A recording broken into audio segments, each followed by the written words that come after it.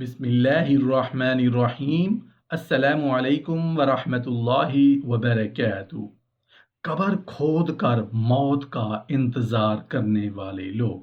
محترم ناظرین، جو انسان زندہ ہوتا ہے وہی مردہ انسانوں کے لیے قبر بناتا ہے، قبر کھودتا ہے تاکہ مردہ کو قبر میں دفن کیا جا سکے۔ لیکن آج کی اس ویڈیو میں ہم آپ کو بتانے والے ہیں کہ 5 زندہ لوگوں نے اپنے جیتے جی اپنے لیے قبریں کھودی تاکہ وہ خود اپنی کھودی گئی قبروں میں دفن کیے جا سکیں۔ ہم آپ کو بتائیں گے آخر کیا وجہ تھی کہ ان 5 لوگوں نے اپنے لیے اپنے جیتے جی قبریں کھود ڈالی۔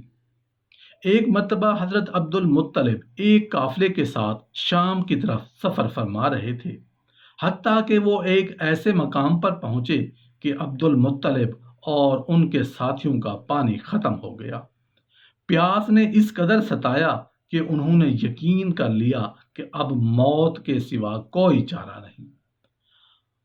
اب کہ انہوں نے اپنے قریشی ہم سفروں سے پانی طلب کیا، مگر انہوں نے یہ کہہ کر پانی دینے سے انکار کر دیا کہ اب تو ہم ہلاکت والے علاقے میں ہیں اور ہمیں بھی اپنی جانوروں کے ضیاع کا خطرہ اسی طرح درپیش ہے جس طرح آپ کو ہے۔ اس پر عبد المطلب نے کہا، اس صورتحال میں میرا خیال ہے کہ ہر شخص قبر کے لیے اپنا اپنا گڑھا کھودنا شروع کر دے، کیونکہ اب تو ہم میں گڑھا کھودنے کی طاقت ہے، پھر یہ بھی باقی نہ رہے گی۔ پھر یوں ہی کوئی پیاس سے مرے تو اسے اس کے ساتھی اس کے کھودے ہوئے گڑھے میں ڈال کر اور اوپر سے مٹی ڈال دیں۔ آخر میں وہ ایک ہی آدمی رہ جائے گا جسے گڑھے میں ڈال کر اوپر مٹی ڈالنے والا کوئی نہ ہوگا۔ تو بجائے اس کے کہ سب کی لاشیں ننگی رہیں، بہتر ہے کہ سب کی لاشیں پردہ پوش ہو جائیں اور ایک ہی لاش باقی رہ جائے۔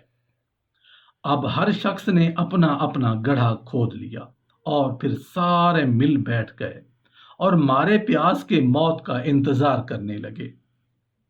کچھ وقت گزرا تو عبد المطلب نے اپنے ساتھیوں سے کہا، اللہ کی قسم زمین پر ایسی کوئی مثال نہیں ملتی کہ اپنے ہاتھوں گڑھے کھود کر موت کا یوں انتظار کیا جائے۔ ہمیں یوں عاجز ہو کر نہیں بیٹھنے رہنا چاہیے۔ ممکن ہے اللہ تعالیٰ کسی دوسرے علاقے میں ہمیں پانی دے دے، لہذا چلو اور یہاں سے کوچ کرو۔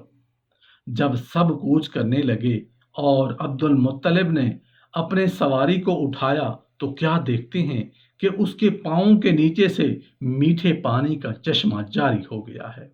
عبد المطلب نے اللہ اکبر کہا اور ان کے ساتھیوں نے بھی اللہ اکبر کہا۔ عبد المطلب اپنی سواری سے اترے، انہوں نے پانی پیا، ان کے ساتھیوں نے بھی پانی پیا، جانوروں کو بھی پلایا اور اپنی مشکوں کو بھی بھر لیا۔ پھر قریشی قبائل کے لوگوں کو بلایا جو دور سے یہ سارے احوال دیکھ رہے تھے۔ عبد المطلب نے انہیں کہا، آ جاؤ، یہ پانی ہے، اللہ نے ہمیں پلایا ہے۔ لہٰذا وہ آئے، پانی پیا، سواریوں کو پلایا، مشکوں کو بھرا اور پھر کہنے لگے، اللہ کی قسم اللہ نے آپ کے حق میں اور ہمارے خلاف فیصلہ کر دیا۔ اللہ کی قسم ہم زمزم کے بارے میں اب آپ سے کبھی جھگڑا نہیں کریں گے، کیونکہ وہ اللہ جس نے آپ کو اس بیابان میں پانی پلایا، اسی اللہ نے آپ کو زمزم کا پانی پلایا۔ اب بھلائی کے ساتھ واپس چلیے، پانی پلانے کا حق آپ کا ہے۔ لہٰذا عبد المطلب بھی واپس پلٹ آئے اور باقی سارے لوگ بھی ان کے ساتھ واپس چلے۔ اب وہ کہانوں کے پاس نہیں گئے، وہ اہل قریش عبد المطلب سے زمزم کے متعلق جھگڑا کرنے سے پیچھے ہٹ گئے۔ رسول کریم صلی اللہ علیہ وآلہ وسلم کے دادا عبد المطلب کی داستان اللہ کی طرف سے اس لیے وجود میں آئی کہ اس وقت رسول اللہ صلی اللہ علیہ وآلہ وسلم کے والد محترم جناب عبداللہ پیدا نہیں ہوئے تھے۔ لہٰذا اللہ تعالیٰ نے جناب عبد المطلب کو عزت و کرامت سے نوازا، جان بچائی اور پھر ان کے ہاں جناب عبداللہ پیدا ہوئے۔ مستدرک حاکم میں روایت ہے کہ آپ صلی اللہ علیہ وآلہ وسلم اپنی والدہ محترمہ کے شکم میں تھے کہ آپ صلی اللہ علیہ وآلہ وسلم کے والد محترم جناب عبداللہ فوت ہو گئے۔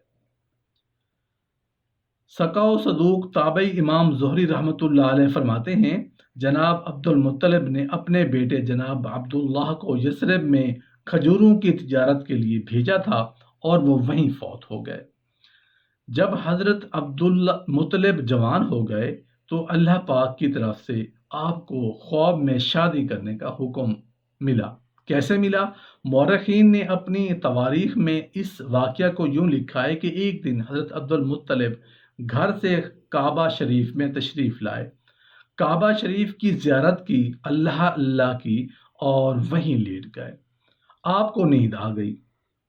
جب بیدار ہوئے تو بڑا عجیب منظر دیکھا کہ سر میں تیل لگا ہوا ہے، کنگھی پھری ہوئی ہے، آنکھوں میں سرما لگا ہوا ہے، بڑا حسین اور جمیل قسم کا جوڑا زیب تن ہے۔ آپ بڑے حیران ہوئے کہ یہ تیل، یہ سرما، یہ جوڑا کہاں سے آ گیا؟ میں تو گھر سے بغیر نہائے، بغیر تیل لگائے، بغیر جوڑا قمیض پہنے آیا تھا، لیکن یہ سب کون مجھے پہنا گیا؟ اب کعبہ شریف سے اٹھے اور سیدھے اپنے چچا جناب مطلب کے پاس تشریف لائے، سارا واقعہ خواب والا سنایا۔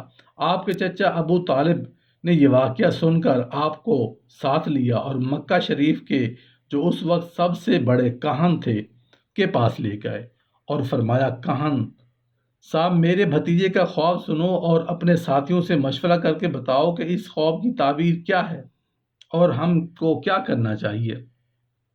تمام کہانوں نے خواب کی تعبیر دیکھی اور کہا، اے ہمارے سردار، آسمانوں کا خدا عز و جل یہ حکم فرماتا ہے کہ تم اپنے بیٹے عبد المطلب کی شادی کر دو۔ یہ ہے اس خواب کی تعبیر۔ جناب مطلب نے آپ کی شادی چند دنوں کے بعد صفیہ بنت جندب سے کر دی۔ اس بیوی میں سے آپ کی ایک فرزند پیدا ہوئے، حارث۔ اس کے بعد صفیہ فوت ہو گئیں۔ حضرت علامہ محمد بن بند سعید رحمۃ اللہ علیہ طبقات ابن سعد جلد اول میں تحریر فرماتے ہیں کہ حضرت عبد المطلب نے 6 شادیاں کی، جن میں سے 12 لڑکے اور 6 لڑکیاں پیدا ہوئیں۔ پہلی شادی صفیہ بنت جندب سے ہوئی، اس سے حارث پیدا ہوئے۔ دوسری شادی ممنع بنت عمرو بن مالک سے ہوئی، جس سے ایک لڑکا پیدا ہوا، مصعب المعروف الغیتا۔ تیسری شادی لبنہ بنت حاجر بن عبد مناف سے، اس سے ایک لڑکا پیدا ہوا، عبد العزیٰ المعروف ابو لہب۔ چوتھی شادی نسیلہ بنت جباب سے، کلیب، اس سے 3 بیٹے پیدا ہوئے، زرار، کنتم اور حضرت عباس۔ یہ آخری بزرگ رسول اللہ صلی اللہ علیہ وآلہ وسلم کے صحابی بنے۔ پانچویں شادی حالہ بنت وہیب بن عبد مناف، اس سے 3 لڑکے اور ایک بیٹی ہوئی۔ لڑکوں کے تھے المقوم، مغیرہ المعروف، حجل اور سید الشہداء حضرت امیر حمزہ رضی اللہ عنہ۔ یہ بزرگ مسلمان ہوئے اور صحابی بنے، اور لڑکی کا نام حضرت صفیہ رضی اللہ عنہا، یہ بھی مسلمان ہوئی اور صحابہ بنی۔ چھٹی شادی فاطمہ بنت عمرو بن عیزان کے بطن سے 3 لڑکے اور 5 لڑکیاں پیدا ہوئیں۔ لڑکوں میں زبیر، زبیرہ، عبد مناف یا عبد الکعبہ المعروف ابو طالب اور حضرت عبداللہ اور والد ماجد رسول صلی اللہ علیہ وسلم۔ لڑکیوں کے نام البیضاء المعروف ام حکیم، امیمہ، برہ، عتقہ، عروہ۔ حضرت عبد المطلب نے ساری زندگی کسی بت کے سامنے سر نہ جھکایا، بلکہ آپ کا سر جب بھی جھکا تو اللہ رب العزت کی بارگاہ میں ہی جھکا۔